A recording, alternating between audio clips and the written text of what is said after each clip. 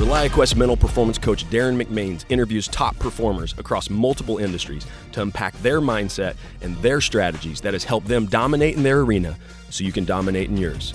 Welcome to No Show Dogs, powered by ReliaQuest. Hey, welcome back to the No Show Dogs podcast, powered by ReliaQuest. And we got just a little bit different of an episode for you today because we're exploring some leadership principles through the lens of the ESPN origin story.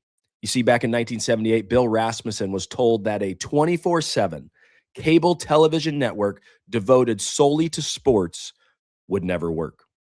Fresh off being fired by hockey's New England Whalers, he pursued what many called an insane idea with very little resources. And just in less than 18 months, ESPN went live from Bristol, Connecticut, forever changing how we all watch sports. This inspiring high-stakes origin story of ESPN is told in the recently released book, Sports Heaven, The Birth of ESPN. This book is based on ESPN founder Bill Rasmussen's personal diary from 1978 and 1979, and it's co-authored by his longtime friends and our guest today on the No Show Dogs podcast, ESPN's official historian, Mike Soltys.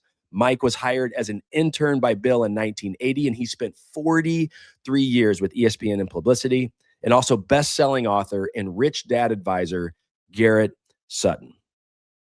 You guys are in for a treat today. I'm telling you, Mike and Garrett unpack the remarkable birth story of ESPN and the leadership lessons that are hidden inside of it. Long before ESPN ever became a global sports brand, it was a risky startup built on one simple conviction. Sports fans wanted more.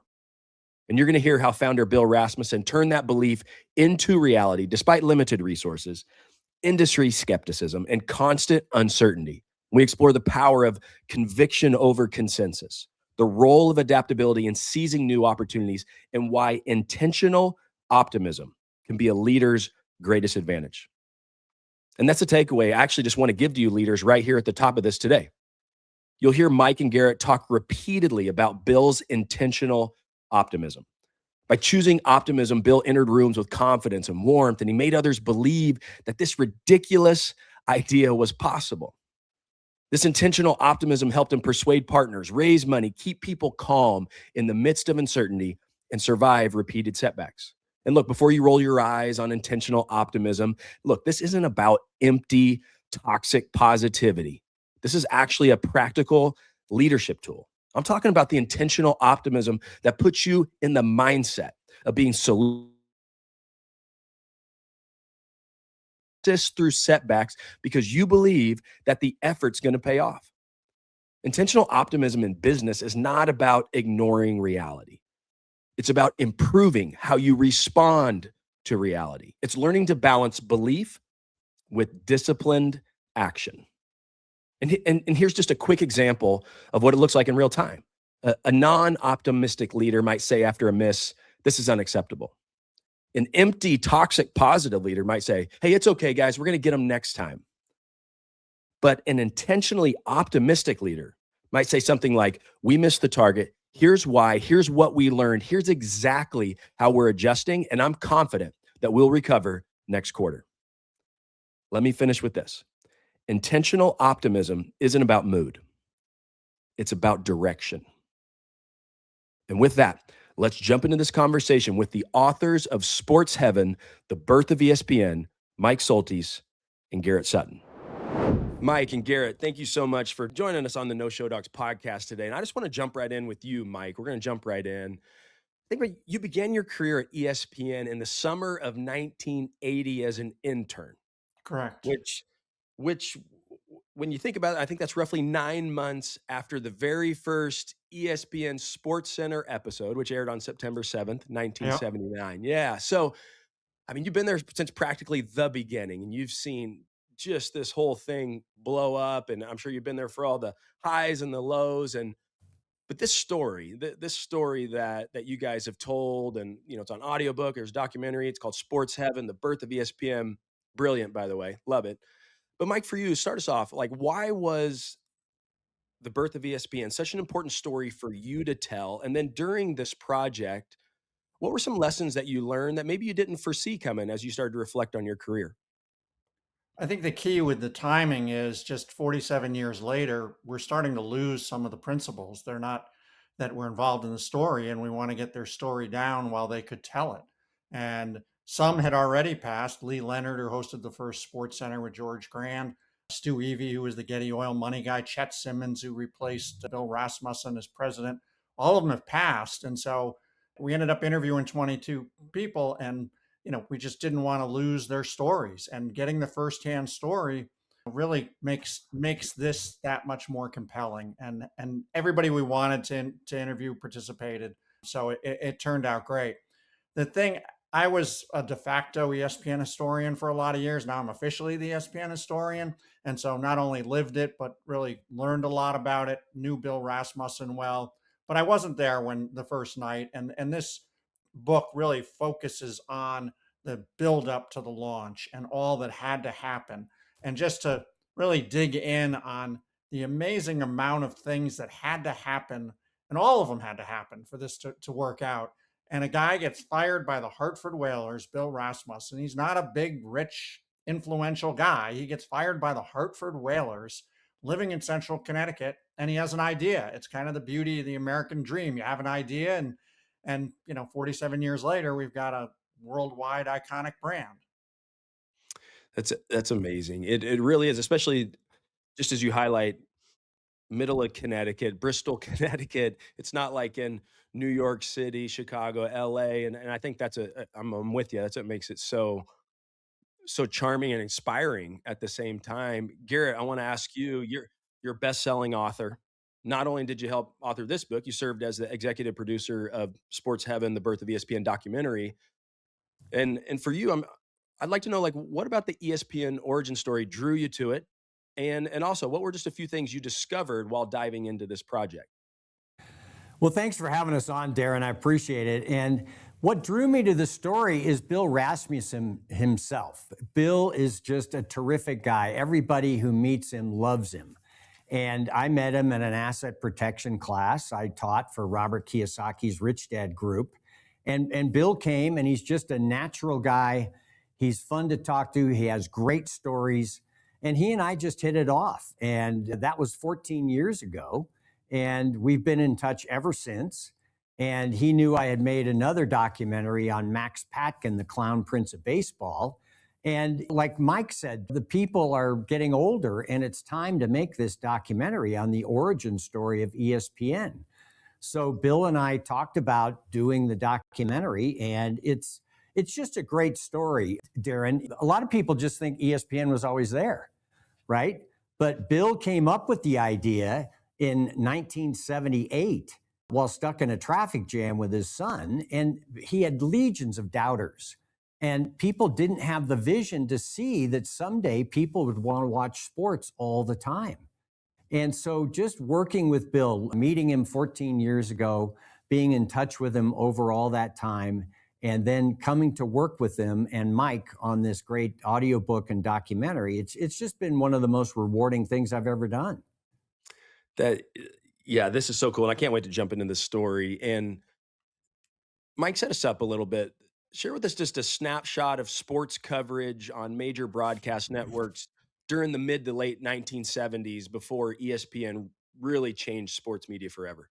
Yeah, younger people think we're talking about ancient history, but in the 1970s, if you were a sports fan, you got weekend afternoons on the three broadcast networks. Fox didn't exist yet. And you would get Monday Night Football. And then your local news at 6 and 11 would give you 2 minutes of your local stuff. And that was all you got. You could be a fan of a team and never get a chance to see them. You could be a baseball fan, I'm a Red Sox fan, and the Red Sox are playing on the West Coast, and I'd read about it 2 days later in the newspaper, or a week later when the sporting news arrived, which was a big deal. No internet. It was just so limiting. And that's, to Bill, what made the idea seem so obvious. He was a huge sports fan. His son, who was only 22 at the time, Scott, who worked with him on the project, they were just like, we want this. Why wouldn't others want it that are sports fans? And legions of skeptics are correct, not just leading up to September 7 of 79, but through the first few years of ESPN's existence. You mentioned, I'm sure as they went through this, there was a lot of pushback. Like there were a lot of critics there because this is something that just didn't exist. right? Right. And so what was some of that pushback like? Yeah, not only did it not exist, like CNN and MTV and all the other channels you get to know didn't exist either, just HBO.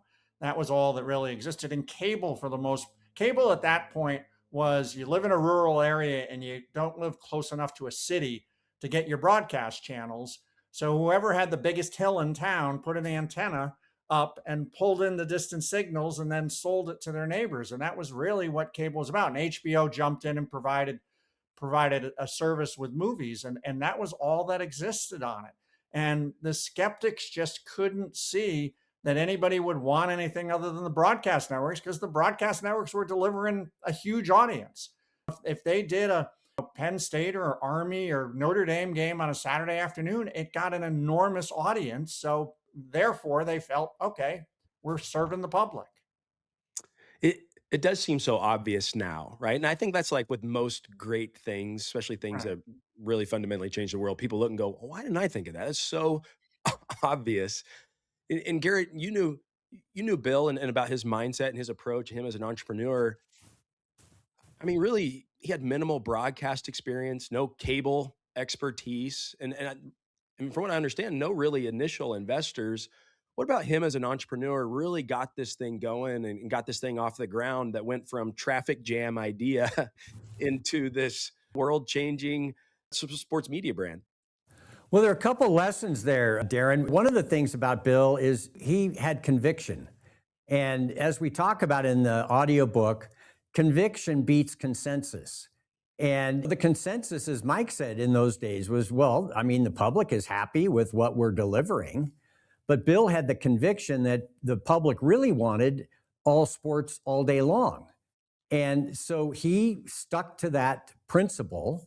And along the way, there were some issues that he had to overcome. For example, he has an initial meeting with all the cable providers in Connecticut, and he wants to set up a Connecticut sports cable channel. And the Connecticut cable operator said it'll never work. But at the and Bill and his son Scott were kind of let down by this. But at the end of the meeting with all these cable operators, someone says, you should consider satellite. And RCA had just launched a satellite and HBO was on it, but they had no one else. And so Bill and Scott, to their credit, contacted RCA. RCA needed clients, and Bill and Scott were in the right place at the right time, because if it had been a year later, all the other media companies started to appreciate the idea of satellite cable. But Bill and Scott were there second after HBO. And the people at RCA really liked Bill and made sure that he got one of the transponders. And then to your other question, he used credit cards, family money, everything to keep this thing going. He was convinced that it was the right idea, and he knew that the investment would come from somewhere. So it didn't deter him that he didn't have all the money he needed to launch this. He just kept moving forward and got the right people on board. He got RCA on board. He got Budweiser as the first major advertiser. He managed to get the NC2A aboard. And all these pieces came into place. And when it was time for an investor to show up, they did. It's a terrific story. Now, was it Getty Oil that made that pivotal investment? You talked about investors. Was it Getty Oil that showed up and made that big investment early on? Yes.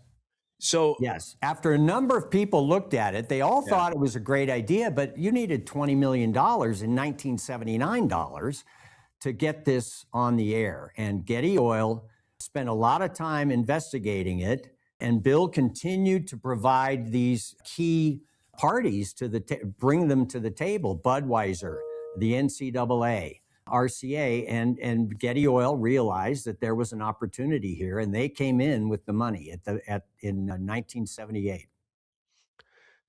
And you mentioned that when RCA met with Bill, they love Bill, and in my experience, I've seen where early on people follow people more than they follow ideas. I mean, sure, it's a great idea, but they're like, that person, I'm not sure what the idea is, but that person right there is going to be successful.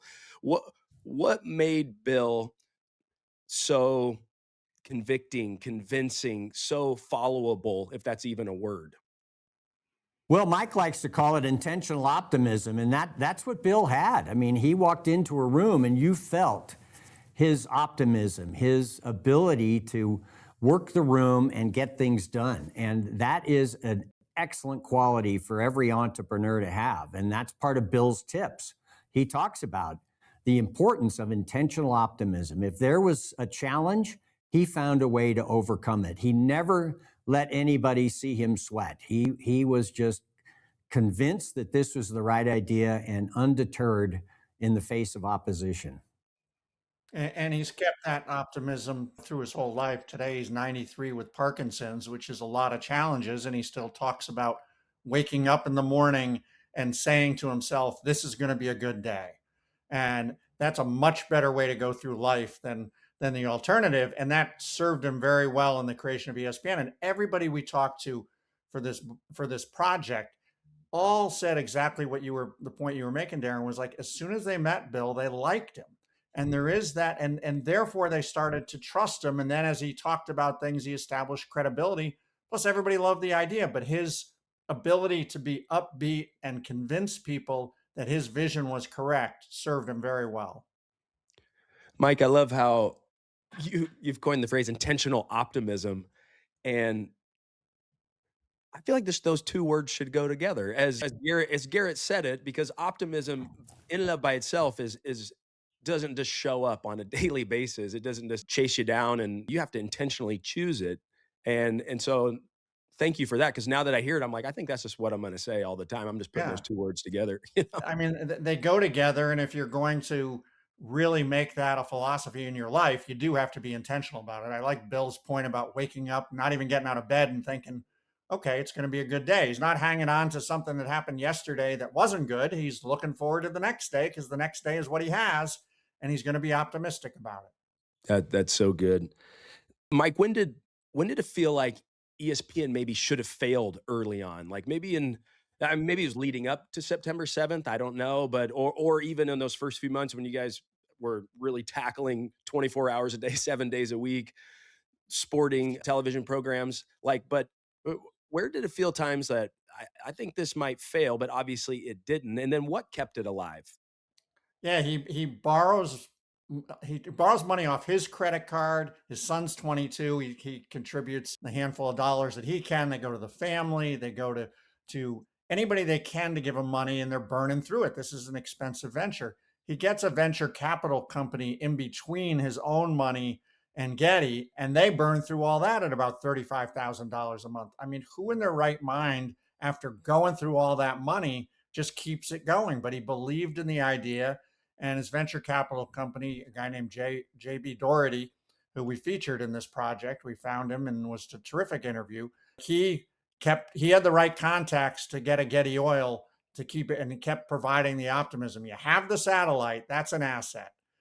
We're going to sell this, and we just have to find the right people to do it. But that is just remarkable. He went through really 9 months of having a great idea, but not having any light that he would make any money back on it until Getty came in. And then Getty, classic entrepreneur story, Getty knows it's got leverage and extracts the power out of Bill and gives he and his family very limited financial return. But without Getty Oil, it doesn't launch.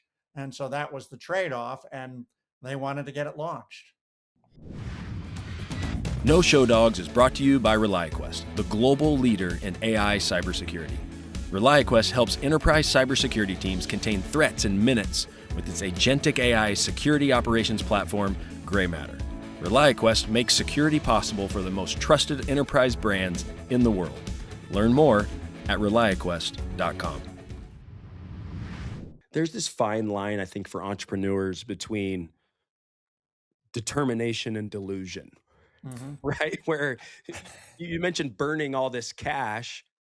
And I think people in the outside world, and I'm sure maybe he had friends. And I think if I remember correctly, you guys correct me if I'm wrong, but I do think early on someone bowed out. Like they went to the first press conference to announce it, and then it didn't go great. And somebody said, hey, I'm out. This thing isn't going to work.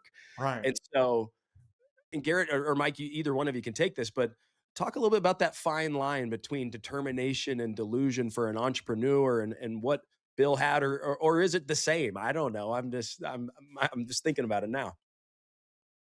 Well, for me as a lawyer, I mean, you have to pay attention to the securities laws. I mean, you're raising money, and you have to be completely honest about the risks involved. And there's a danger in raising money for something that may not work out. But Bill was, as I said, convinced that this was going to work, and he just kept moving forward.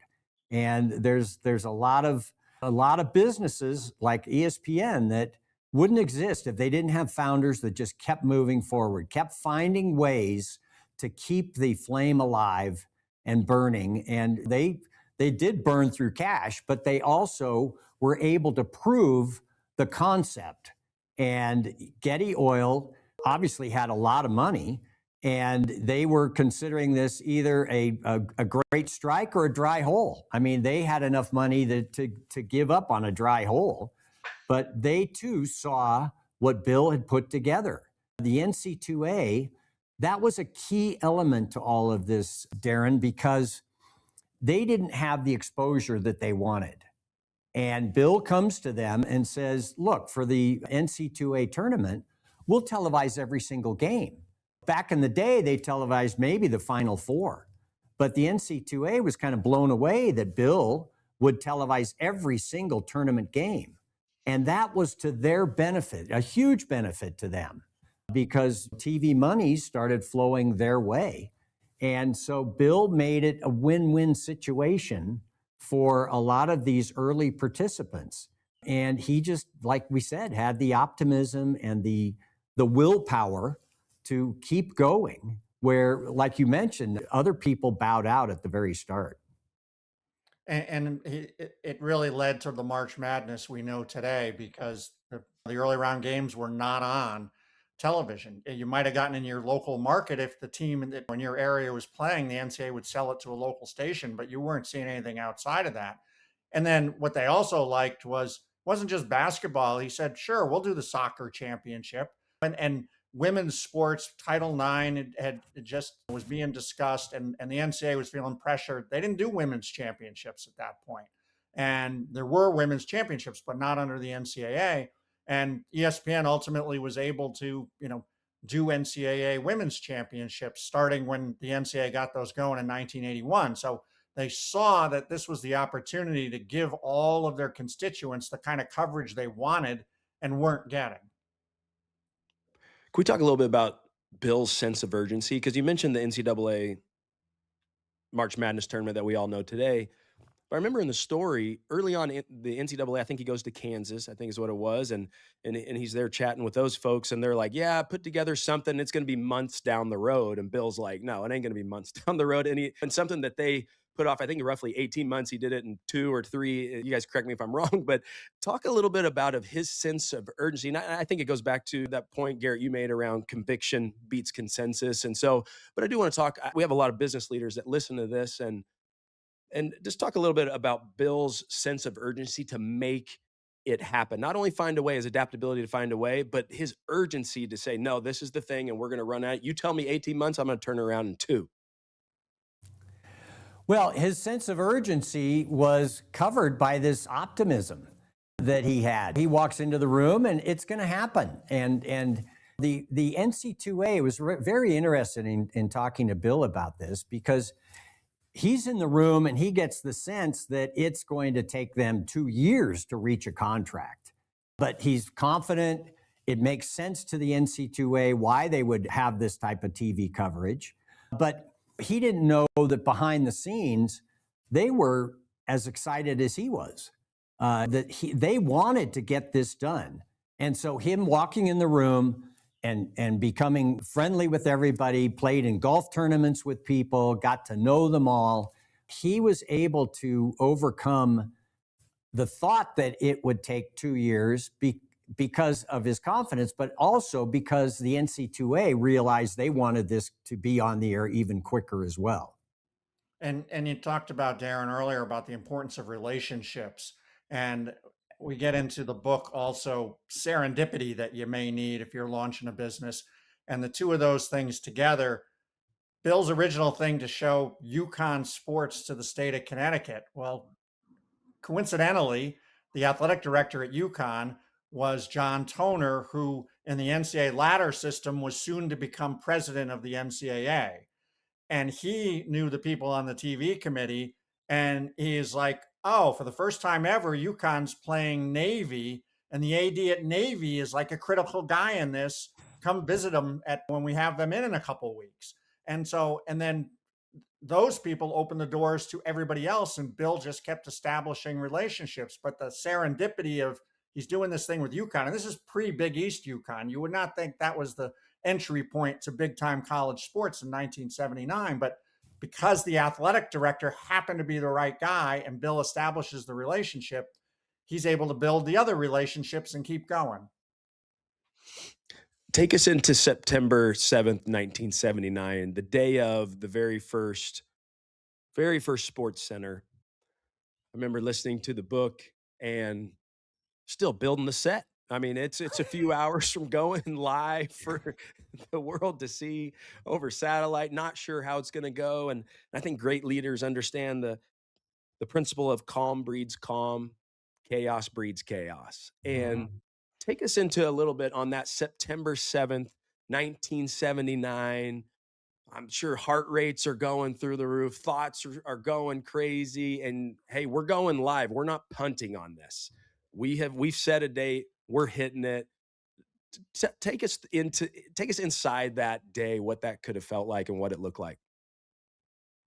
Well, I'll let Mike go first with this because he was pretty close to it.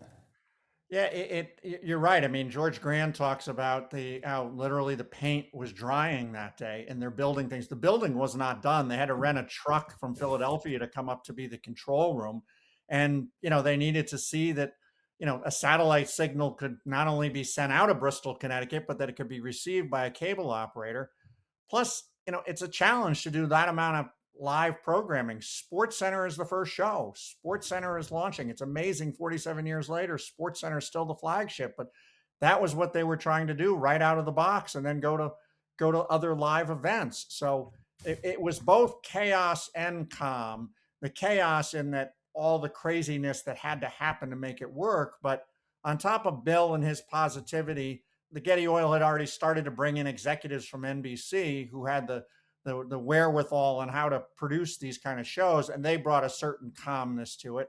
And on the first show, they have George Grand and Lee Leonard, who were well-established broadcasters, who Lee Leonard thought he was coming up for a couple of days and ended up sticking around for a little while, but George Grand made a 10-year career of it out of ESPN and an entire career in sports broadcasting. The other thing that I really enjoy about the first day, Derin, was they wanted to have a live event. And the first live event they got was the slow pitch softball event. And they didn't know who the players were going to be, but they had Budweiser as the sponsor. And so it turns out that the slow pitch championship is between the Kentucky Bourbons and the Milwaukee Schlitz.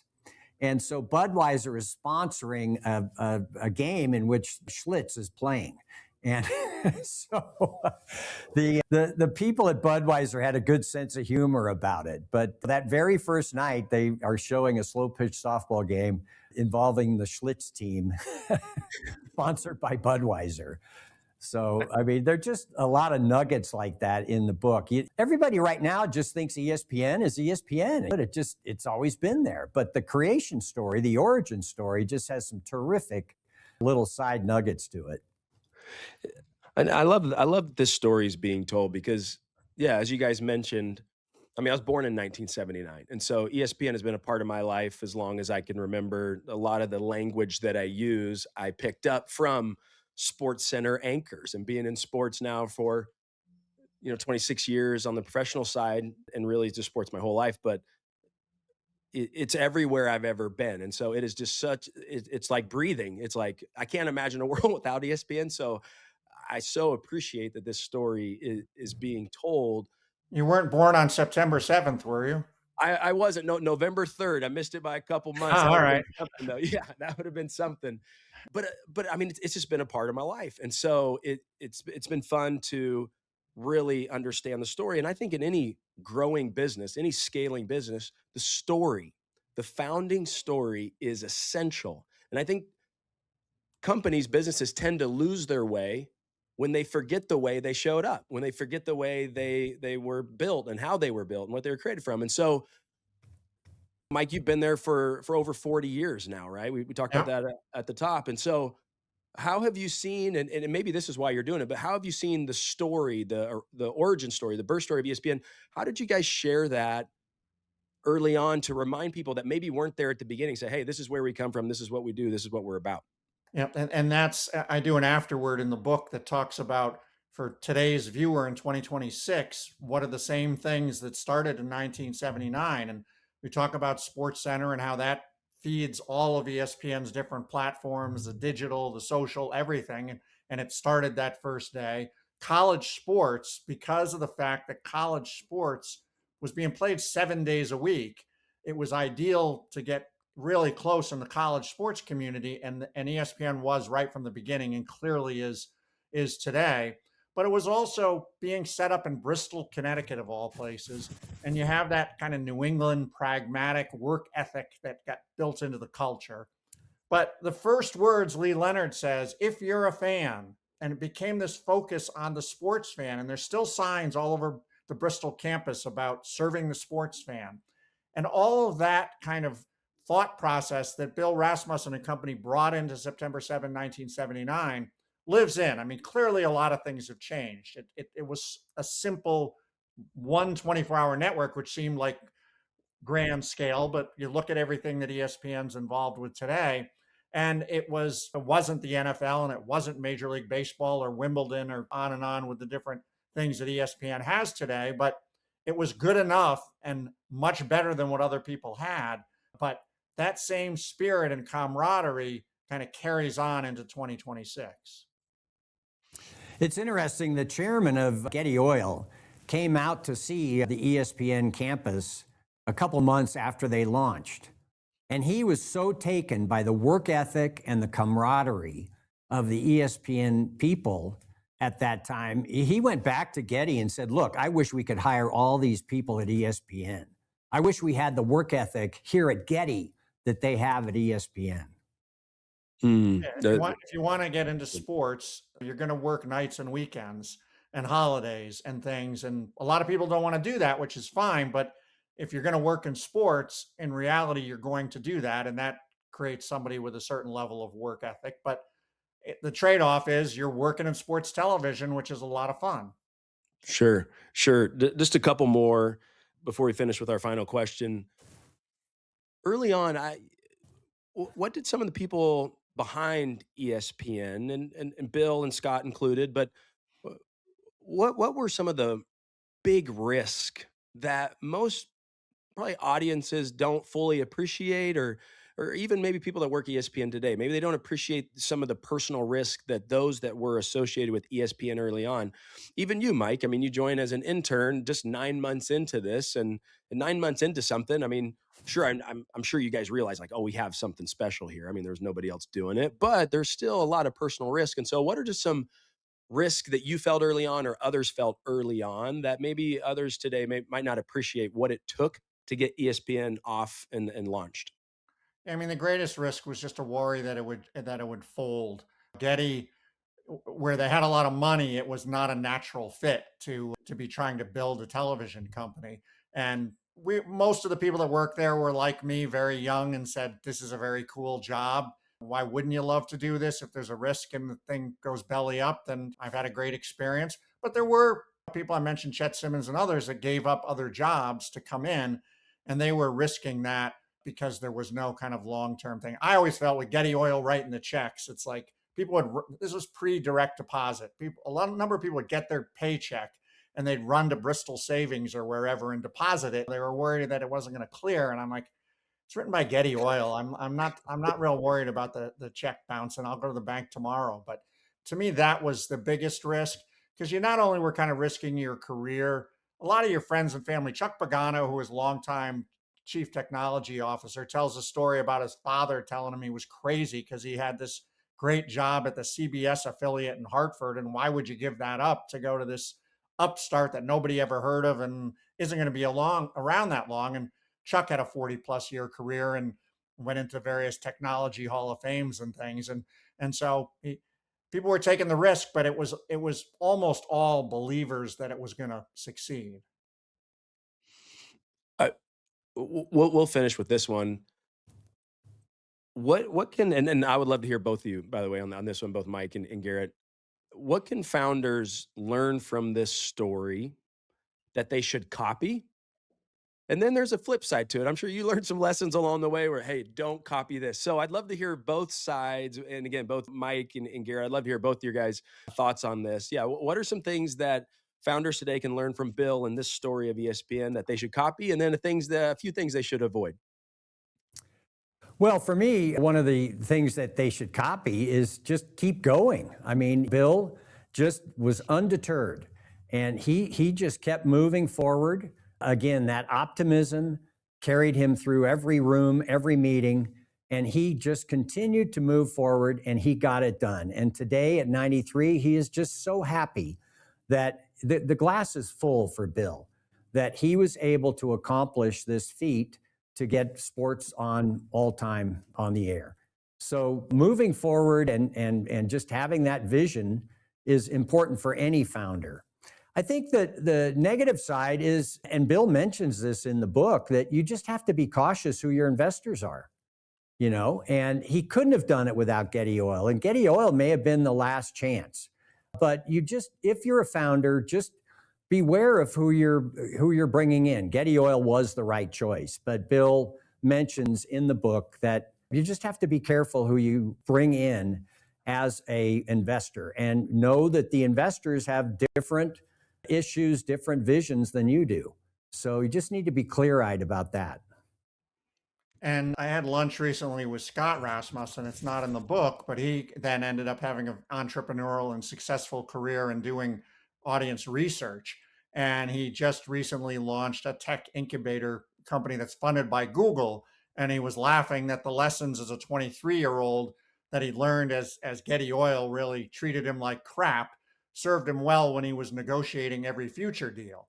And so you got to learn those things, and Bill likes to look forward and positively. And he's been asked over the years 100 times, like, what would you have done differently? And he likes to be, I wouldn't have done anything differently. But he does look back at that Getty negotiation and say, we needed the money. We had to do this deal. We would have folded without it. But maybe there was a way to get a little bit more financial interest or something a little bit more out of Getty. But maybe not. You can't really tell. But that's the point, is like whoever's giving you the money wants something in return, and you got to have eyes wide open that might not be in your best interest, even if you're getting the money. Sure. Yeah, that's great. And we're going to wrap up here with the final question that we ask every one of our guests that comes on the No Show Dogs podcast. And Mike, we'll start with you because you both have had wildly successful careers. And just to help our listeners, when we think about No Show Dogs, the idea is it's not about looking good. It's just about being good. It's about just doing the work. And it's okay if it has duct tape on it and you get a little messy along the way, like we're willing to do whatever it takes. And so with that in mind, Mike, you've spent 43 years in ESPN's corporate communication department and in your last 20 there in a vice president role. And so you've obviously, like I mentioned before, had a ton of success in your career. So reflecting on your career up to this point, what would you say have been some of the things that you've been willing to do that maybe others haven't, that has helped you have the success you've had in your career? Yeah, if opportunities present themselves, and a lot of times when an opportunity presents itself, it might look like it's going to be too much work, or I'm not going to get any more money for this, or you can come up with a lot of reasons not to take the opportunity. But I try to be very open to say, yeah, that sounds fun. This sounds interesting. I want to do it. I was in retirement when this project came up, and Josh Krulwitz at ESPN called and said, there's going to be a documentary. You're perfect to help them out. And that's led to me doing other I'm a part-time official historian for ESPN, and it would have been easy to say, nah, I'm going to hang out at the beach, but it's like, that sounds like a lot of fun. That sounds like something totally new. And then Garrett and I and Bill went ahead with the book, and that was that again was something that was outside of my comfort zone, but just always be open to the possibilities. That's great. And then Garrett, you're an attorney and a best-selling author of 11 entrepreneurial books, which has sold over 1 million copies, by the way. So same question to you. What have been some of the things that you think you've been willing to do that maybe others haven't, that has helped you have the success that you've had in your career up to this point? Well, one of the issues that Bill brings up is just integrity, right? And just you always act with integrity, even when no one's looking. That's one of Bill's tips. And that one resonates with me. And we have a family business here. We set up LLCs for people.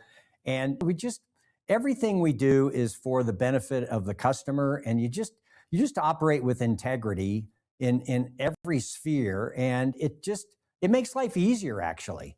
You know, you don't have to worry what you said to this person or that person. You know that you did the right thing at all times. And so that for me has been great. And Bill reinforces that in his book and the way he conducted himself in the founding of ESPN. So it's a valuable lesson.